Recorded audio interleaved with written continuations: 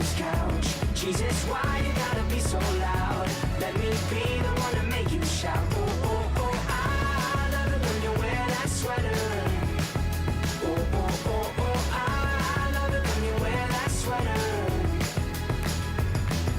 Oh, why you gotta stick around? Hi. Looking better than the night before. So, FYI, cat is on the table. You are precariously balancing on a cardboard box on the coffee table, so might be some shaky happening. Welcome to episode 48 of the My Two Tips podcast. It is November 20th.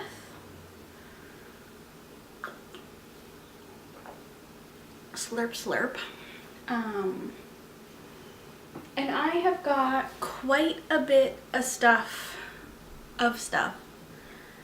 to talk about today. So my name is Elise, if I didn't mention that already. This is primarily a knitting podcast. There's some shaky happening. Hey, no, get away from the box. No, you're not going in there. No.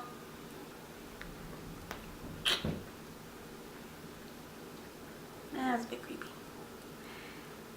Anyway, primarily a knitting podcast, although I have a review to pop in here that is non-knitting related, but is something that many of us can use. So I am going to review it. First of all, let's talk about some knitting stuff. So there is a new KAL starting December 1st and ending,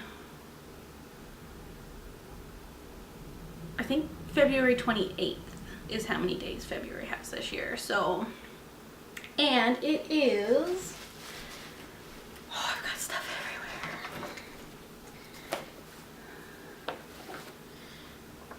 everywhere. It is technically called a Canadian Afghan A pillow KAL, which is this, oopsie, which takes essentially a pattern from this lovely book, who is the brainchild masterpiece of Gladys Ottens and Christy Poolman, and it kind of came out just recently, a few months ago maybe, along with a lot of Canada's 150th birthday celebrations. This sucker got popped out, and yes, it is an Afghan pattern book, but what we have decided, we being those of us who came up with the KAL, we decided to do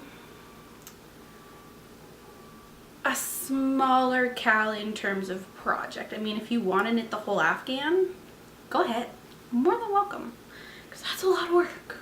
But we have decided to knit a pillow using one of the charts, and I was hoping, I'll just have to zoom in, take a picture and zoom in on the A block of the Afghan. So there's a block in there that says A. So I've decided to call my portion, because each podcaster from out west to all the way out east is taking part, if they so wish, and those of us who are, hopefully I'll put a list up here somewhere during editing, because I cannot keep track of everybody. But we're all hosting our own individual pillow KAL within our group, so you can enter for prizes that way. And then there's going to be a secondary grand prize available through the Fiber Friends podcast group. They're having their own individual as one, but that is where you can go and enter for the grand prize. Feel free to double, quadruple, octuple dip into all the KALs if you so wish. If you want to enter into all of them, go ahead.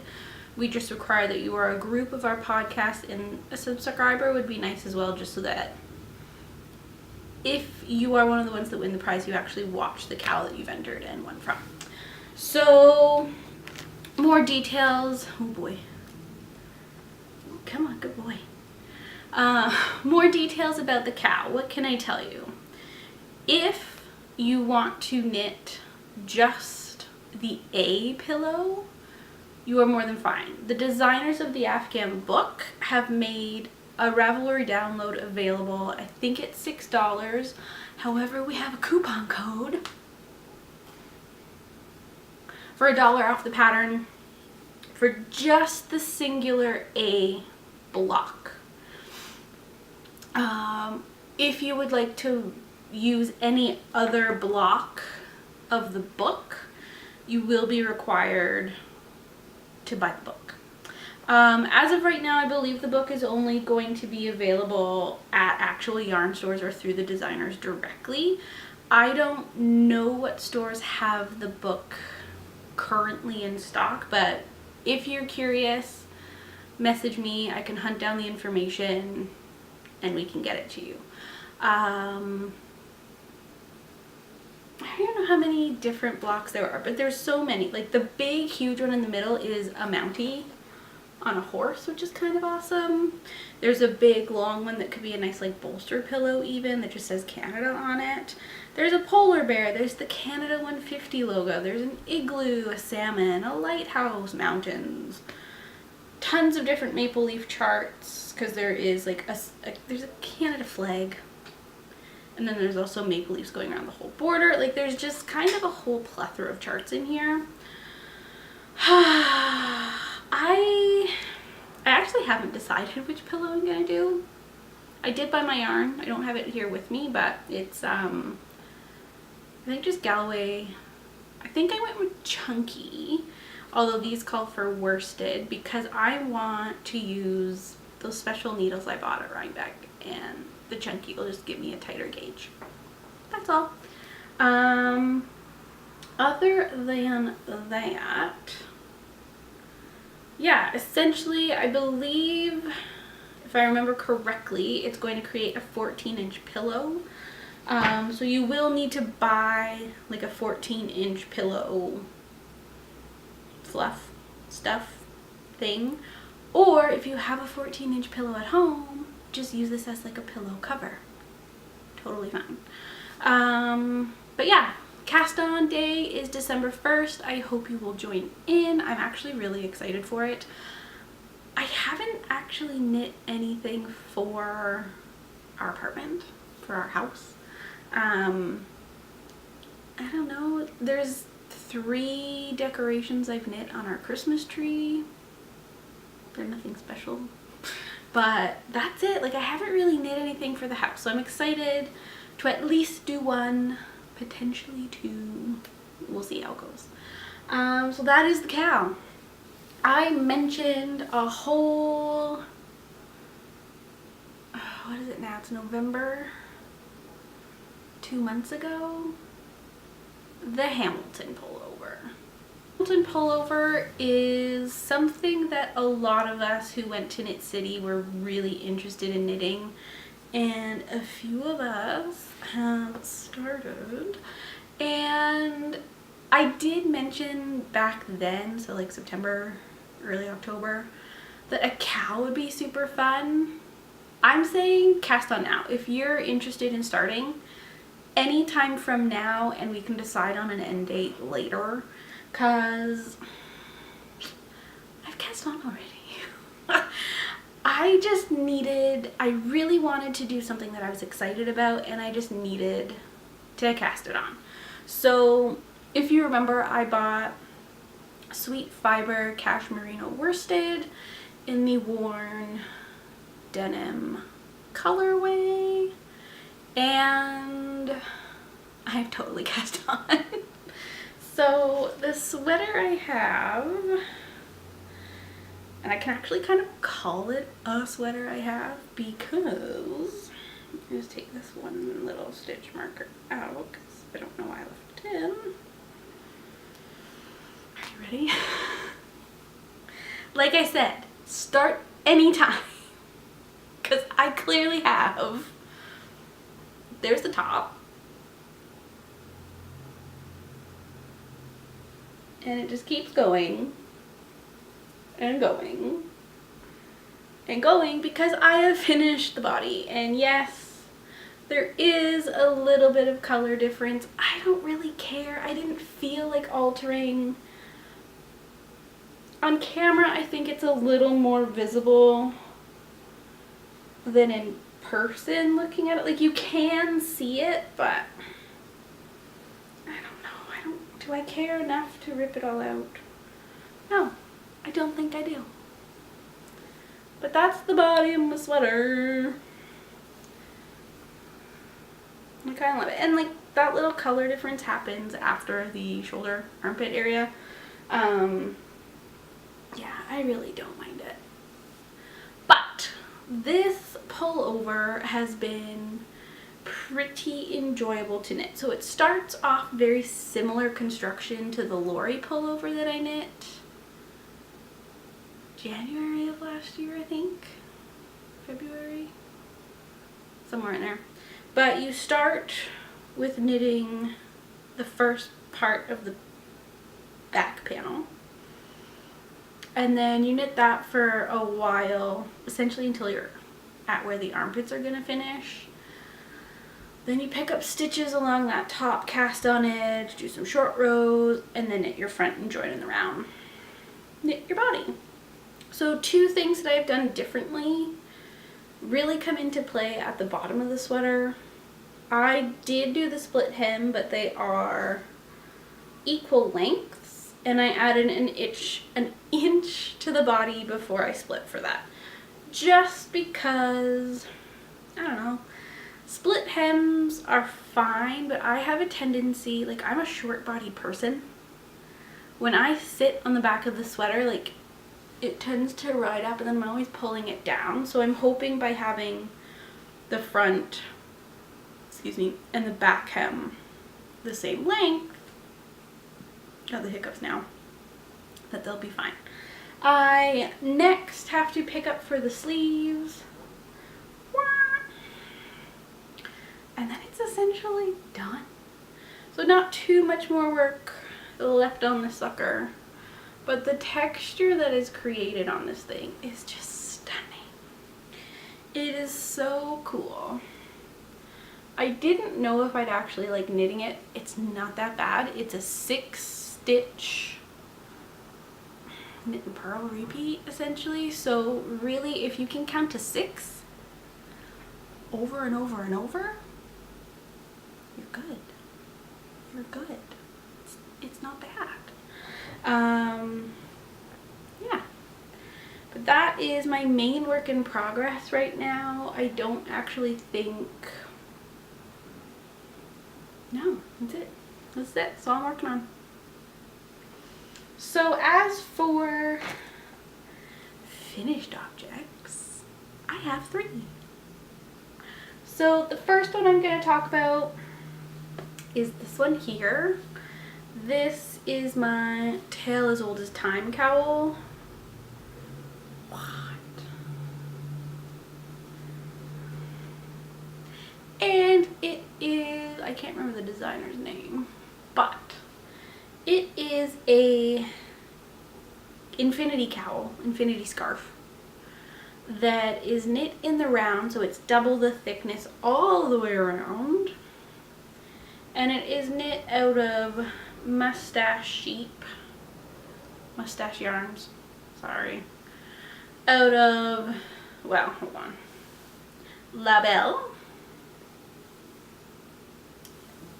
a Labette colorways. I have blocked this thing and I really like it. Try not to choke myself as soon as I put it on, but I do really like it. Like, it actually sits better than I thought it would. I love this thing. Knitting it, okay, so this is probably one of the longest projects that's been on my needles. I casted it on I think it was June or July, and it just got finished a few weeks ago. Last week, maybe 2 weeks. Anyway, I didn't work on it exclusively. Obviously, if you've seen the podcast, you would know that I have knit a handful of sweaters since the summer. I've knit a few shawls. Like, there has been things happening, but this was essentially a gigantic sock. Not bad. Mindless. Really handy to take to a doctor's office. Really handy to take on car trips. Like, it was fantastic to have it on the needles, but it was a little mind numbing because it's just stockinette in the round, around and around and around, forever. These two skeins, so it was two skeins. I think they were 500 yard skeins, and I knit entirely the bell one, but then I cut myself 3 stripes short of the beast one, which you can tell if you, I mean, I'm obviously pointing out to you. So the beast one usually has 2 dark blue stripes, well, like medium and then a dark, and you'll see here there isn't. So what I did was I stopped the blue just in the beginning of the second blue stripe, I think. Maybe it was even still within the first one, because I wanted them to actually meld fairly nicely, and because I had started my bell color with the light blue, I figured why not just transition through a light blue. Did I figure that out at the very beginning? No. Did I figure it out when I was in the last repeat of the stripes? Yes. Yes, I did. But I really like it. I did wash and block it after I Kitchenered it together. Yeah, so the pattern is written up a little differently. I think you're supposed to, I don't even know because I didn't even read it, to be honest with you. But I think rather than Kitchener stitching around the entire loop, they want you, I think, to do like a 3 needle bind off and keep 1/2 of the stitches live at your very beginning, and then you do the same thing at the end, and then you just Kitchener 2 halves together. I think, I don't know. Kitchenering, what was this even? Like 126 stitches or something? I don't even remember. It wasn't that bad. Did it take a little bit of time? Yeah, but nothing horrible. Just sit down and kind of focus on it, and it's done, so it's clearly doable. But I really like it. I think it's also a really cool way to use fingering striping yarn. Like, obviously this would make killer socks, but the fact that I get to wear it, you know, around my neck. I mean, you could even wear it just like a scarf like this. I won't. I don't really like really long dangly loops, but to wear it around like this, and then obviously depending if I'm outside in a Canadian winter cold, I'd probably have it stand up a little more. There's the loop.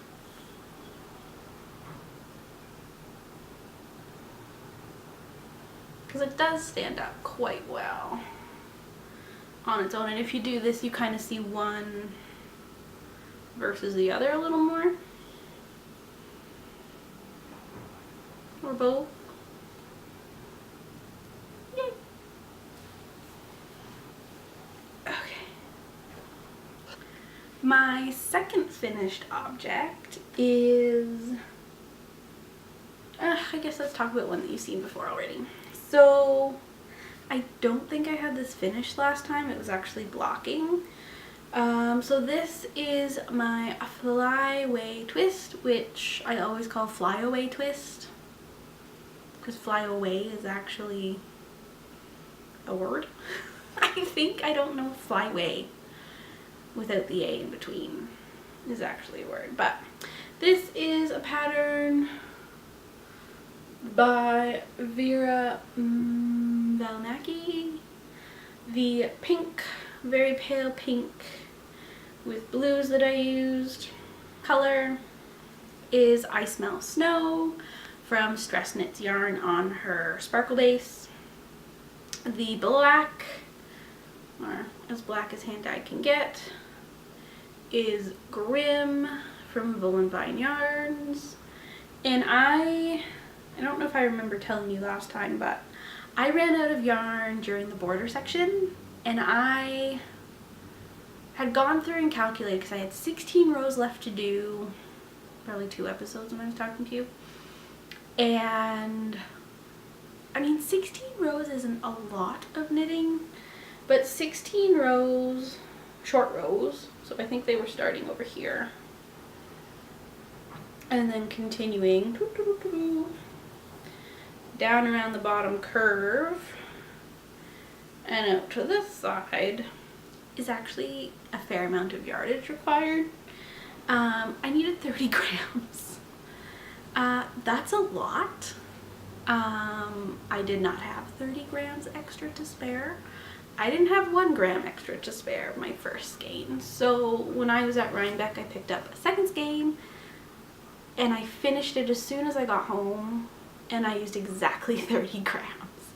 So I think if I ever knit this again, which I kind of think I would, it was an easy knit. The shape is actually really kind of fun and easy. I think next time though, when I do the brioche, I will go down a needle size because I didn't this time, and I think that's what ate up a lot of that secondary color. But I really like it. It's a good kind of neutral piece that's graphic. I think I'll wear it a lot. So right now, a little hot. Did I mention that the black is from Wool and Vine? I know I said it was Grim. Stress Knits, Wool and Vine. But that's it. It's fun. Here's the back side. It's a little more graphic on that side, but depending on how you wear it, I think it's just fun.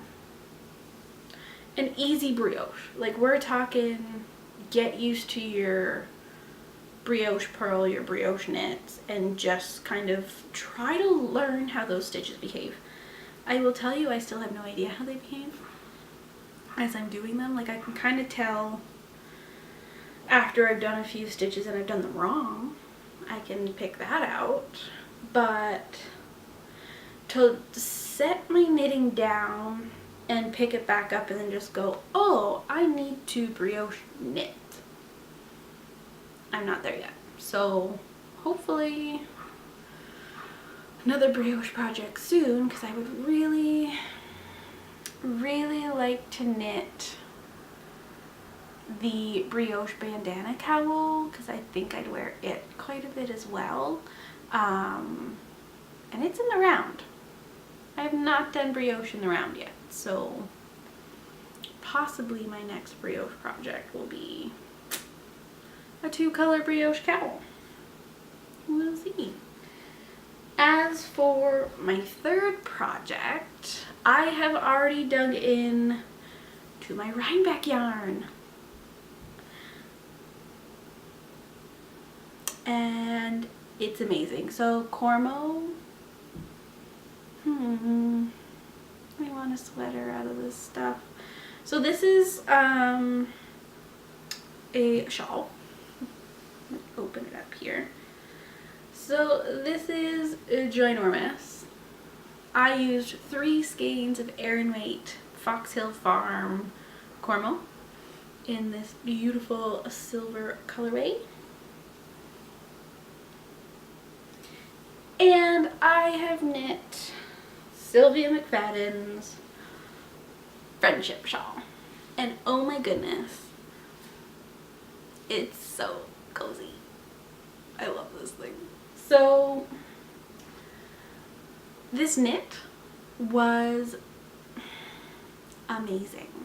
There's one row of the lace chart in it that I really have to pay attention to each like repeat that it comes to, because that's where the motif kind of shifts, I guess. Like, you don't have to shift any of your markers. I didn't even use markers. But it's just one that you kind of have to pay attention to in there. But other than that, amazing pattern.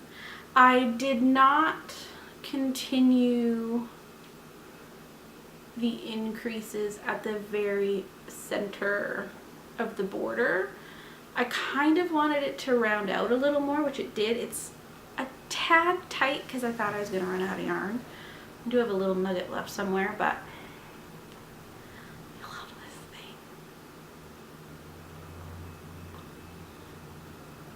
thing. And Tetley Bold Tea is kind of my favorite black tea for like non-loose leaf tea.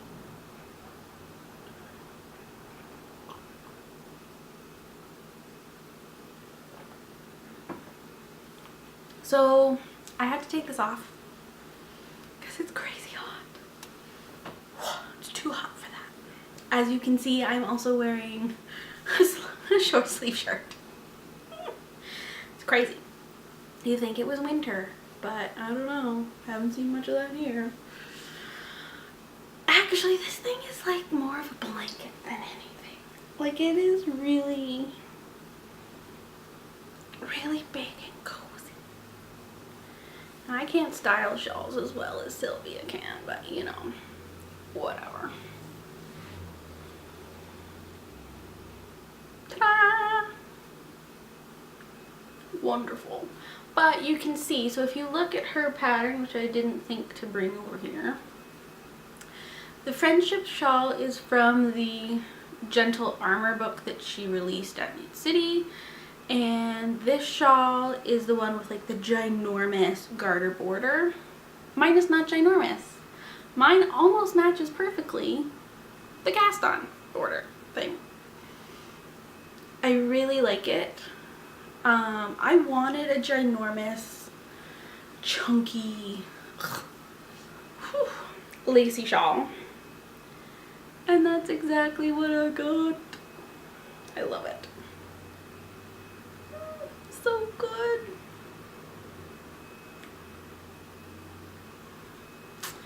But yeah, so those are what I have finished recently. Oh, actually, I have swatched for one other sweater.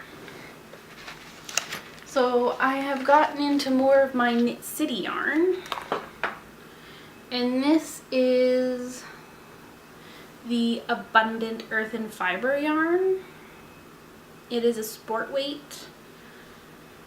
And it's amazing. I think it's 90% merino, 10% targhee. I believe that's correct. Don't quote me on it. But I have swatched. And I think I still need to do math. But there is one swatch, which is so cute and pretty. And yes, it's just like a plain beige.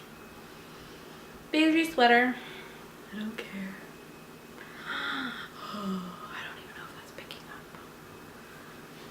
But I have swatched for the Venora cardigan pullover. Swatched for the Venora pullover. And I think the pattern shows up fairly well. So I actually started it down here. And I have a hard time reading these charts because it's all knits and purls. And it's kind of a continuing chart in a way. So down here, I messed it up. Looks kind of funky, but up here is what it's supposed to look like. So I don't know. There's kind of like these diamond shapes that continue, and plus some cables. I really, really like it.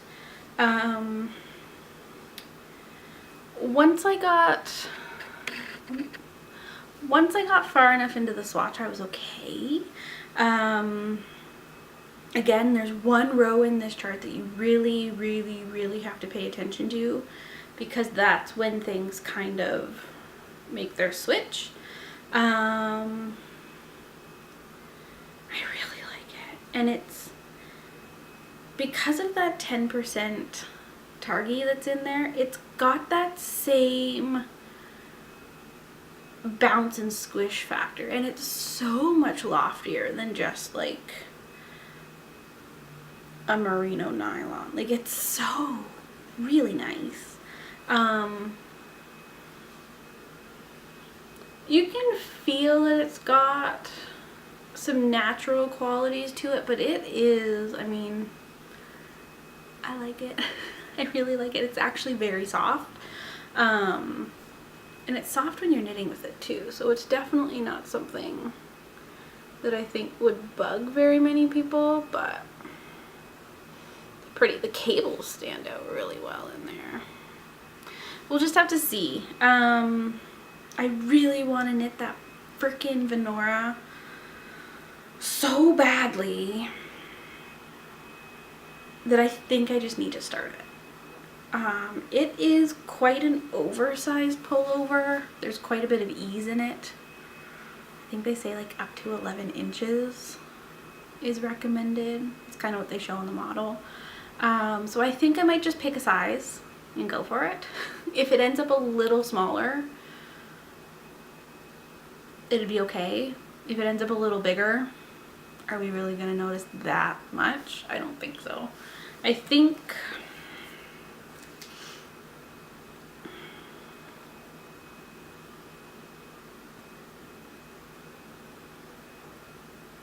I was close. I think I was maybe a stitch and a half over. Like, my gauge was too big. Like, I had 22 and a half stitches instead of 24, something like that. It's not the worst, which technically means I think I could knit a smaller size and get a bigger size, which hardly happens with me. Kind of excited. But yeah, that's kind of all I've got going on. Yeah. I am going to segue into a review. So I am assuming that like 99.99, let's go like 98-99% of you who are watching this podcast on a regular, quasi-regular, however regular schedule are of the female variety. And that being said, you have a period, most likely. Or if you have a daughter, she probably has a period. So good God, months ago I had messaged a Vancouver-based company called Revel Girl or Revol Girl. I'm not entirely sure how you pronounce it, but it is like that. And they make by hand period panties, gotchies, period. What do we call underwear? Oh, underwear. Duh. And I had contacted them and they sent me some, and I am in love. In love. Absolutely in love with these things. So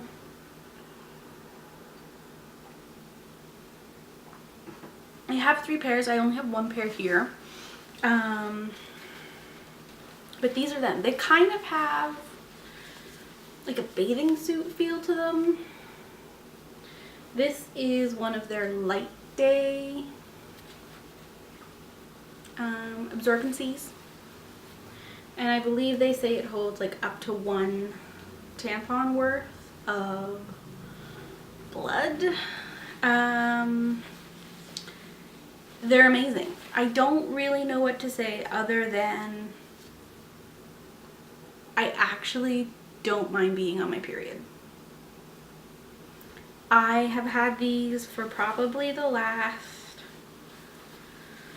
4 or 5 periods that I've had. So like I've been trying to really come up with a good review of the product because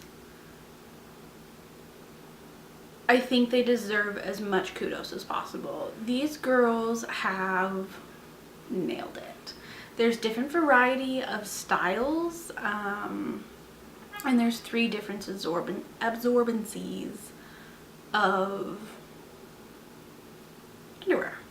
So there's one for your light days, which holds around a tampon worth of blood. I was gonna say excrement, but that sounds disgusting. The medium holds 1 to 2 tampons worth, and then the heavy holds 2 to 3. It's kind of mind-blowing. They do say on their website that, like, you know, if you're a crazy heavy flow girl, you might want to use a tampon at the same time, or if you're into like a diva cup thing, you could use that as well. I guess we're gonna get into some TMI kind of stuff because I'm talking about periods, so here we go. So period, but at the time I didn't care, just make the fucking pain go away. The pain is less, but still bleeding like a motherfucker. It's just the way it is. Just do the tampon thing because it's not enough. But I always needed to wear like a pad or at least like a fairly heavy liner at the same time. Like we're talking like, ugh. It's just something we have to do in society these days, right? Like we have to continue to go to school, we have to continue to work, we have to continue taking care of things. We can't just lay in bed and freaking stay there for a week. Like that's not gonna pay the bills. It's not gonna get your kids to school. It's just, you can't. And all the garbage, oh my goodness, like all the garbage that we end up putting into landfills. Kind of disgusting. It's kind of gross. I have not tried a diva cup, so I cannot talk about how the heck they work or how they are or what have you. I don't know if I could actually do the whole diva cup thing. But these underwear, let me tell you, they are fantastic. They are actually really comfortable. Like the whole idea of like, oh my god, I'm bleeding into my underwear, is something that we avoid from day one. Who still isn't afraid of like bleeding through and like standing up from a chair and having like blood on the chair and on your pants? Like, pretty sure we all still worry about that until we're dead, or at least completely through menopause. But these, like, they're so comfortable. They're smooth. They don't really give you panty lines. They don't dig in. They come in a variety of sizes that when you look on their website, it kind of gives you like a waist measurement range to go by. I think I could actually go down a size, which I'm hoping to order 2 more pairs, because the medium and heavy day pairs I find are just such a peace of mind that I can go to work and I don't have to like cut out for an extra break and go, oh my god, I had to change my tampon. Oh my god. Or I'm not getting close to like the end of an appointment with a client going, ooh, I might have cut that one a little long. I think I need to go and change my tampon. It's so freeing to just be able to go about your day and not have to worry about, uh-oh, I don't even have any tampons here with me because I'm still forgetting to pack feminine hygiene products in my purse or bag that I take with me to work. Yeah, still forget to do that from time to time. So What else do I have to say about these other than they're amazing? They're fabulous. The real test for me was when I flew home to Toronto. I wore a pair on the plane and I was a little worried because I don't get up that often on a plane. I try not to. And I was like, oh no, what if? Like, I obviously put them on before I got to the airport. So that was like, you know, 3 hours ahead of time by the time I was actually on the plane. So there's 3 hours. Bleeding the whole time. Like, yep, just going. Then it's a 5-hour flight. And then we had like a 3-hour drive to London because whatever, we got delayed a little bit. Not 1 ounce of blood went through the underwear and onto my jeans or onto a single chair. I can't. It is life-changing being able to wear something that works. And like, there's just something, I think it's one of those things like you don't really know how kind of amazing and great it is until you try it. And the first day I wore them, I felt really weird. Really weird, because I was like, oh no, I'm sitting down for like an hour. What if like the pressure of me sitting on it is like compressing the fabric that much more and just like letting blood like seep through it that much quicker? No, not at all. I have worn them overnight. Not an accident, because hello, who hasn't bled through in the middle of the night and woken up to bloody sheets? Like, it's not the end of the world, but it's really not fun to wreck sheets time and time and time again. Right? Who are we kidding? I think they're really amazing. The fact that they're a Canadian company makes me very, very happy. They do make them to order, I believe. I'm not entirely sure if they have like a stock kind of built up yet. When I ordered mine, I think it took them about 2.5 weeks to get to me. Not that bad considering they're all handmade. Pretty good. And the lovely women behind the company have offered anybody willing to try their product a 10% off coupon code. So if you feel like trying out a pair, I would recommend probably going with one of the medium or the heavy days, because then you get to really test out the product.